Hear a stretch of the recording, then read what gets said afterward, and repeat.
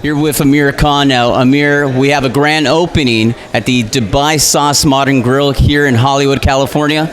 Talk to us about the event. Yeah, so basically a couple of my friends own the place, and they invited me to say, can you come over? And we had a lot of people come over today, so it's good, a little bit of a promotion for this place. It's my friend's place, so I thought, you know what, let's give it a little push and give him some help and support, and that's what we basically did. So it's a good turnout today. It's been really busy, and we're just getting the word out. Now let's talk boxing.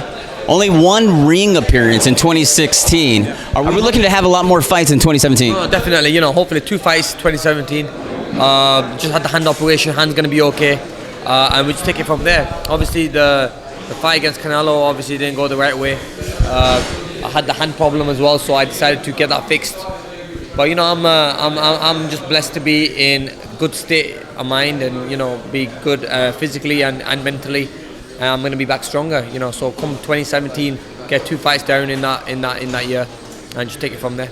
So we're looking to have at least 2 or 3 fights in 2017? Correct, yeah, 2 to 3 fights 2017. Keep myself busy. I'm still 30, I'm only 30, I'm still young, I'm still active, I'm still hungry. So yeah, man, got some great fights ahead of me. After your loss against Canelo Alvarez, you took it like a champ. I mean, you were all smiles. How are you able to control your emotions? You know what, I mean, I was doing well in the fight. I thought, in my opinion, but I just think that that one punch just obviously ended the fight, and I was a little bit upset. I lost the fight, but then again, I tested the waters. I went up a weight, and I wanted to always just kind of see what it was going to be like, me going up a weight and fighting a weight above. Obviously, it didn't work for me, so I'll never want to do that again. But I'm just happy that I went and I tested it and fought such a big name at such a high level at such a big event, which it was in America at the T-Mobile Stadium. And I know now not to go back down to my natural weight. And also, I got beat off one of the best pound-for-pound fighters in the world. In my opinion, I think Canelo is a great fighter, and I gave him a lot of respect for that. Let's talk about wanting to challenge yourself. You have another fight, your rival, Kell Brook, over in the UK. That fight is being talked about for May in 2017. What are your thoughts on that fight? Because Kell Brook is another fighter that wanted to dare to be great when he fought Gennady Golovkin. Both of you have been talking about this fight for many, many years. We're excited that it may happen in 2017. Will it happen? Well, with Kell Brook, I mean, I've just heard rumors that he might give up his IBF title because he doesn't want to face his mandatory, whoever that is. Now, I find that quite sad. First of all, having a fight for being a world champion, holding an IBF title, and then giving it up because you don't want to fight your mandatory. I think that's just quite soft and quite sad to see in boxing. So you can't respect a guy like that. If the fight happened between me and him, it happens, but I don't think it'll happen early 2017. It'll happen towards the end of 2017 because of the hand operation. But look, I want to fight him. I want to put things straight. But I just think it's sad that he gives up his title because he doesn't want to fight mandatory, whereas if he held his title, the fight would only be bigger. And I would like to take that title away from him. So, I mean, it's just one of them things, Kell Brook doesn't want to fight mandatory. I forgot the guy's name. Errol Spence, yeah. And if all these people are saying that we give him a lot of credit, fine, we give him a lot of credit for fighting Triple G, but maybe he knew he was going to get beat, and he knew that no one's going to say anything bad about that fight. But now he's fighting someone at his own weight, who he knows is going to be a tough fight against. He stepped down and he said, take my title, I don't want to fight you, because he just thinks being beat off a guy at his own weight will kind of kill the fight between me and Kell Brook.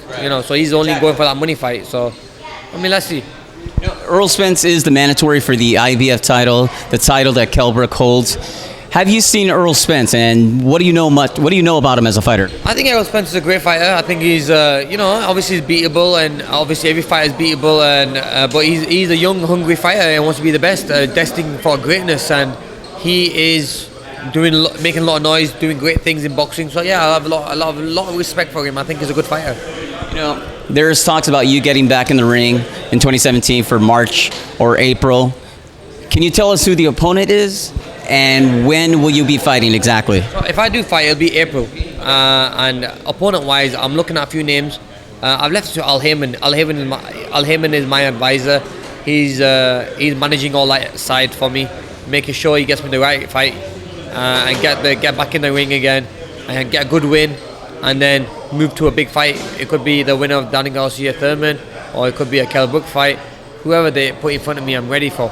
But this fight coming in April is going to be like a tune-up fight for me.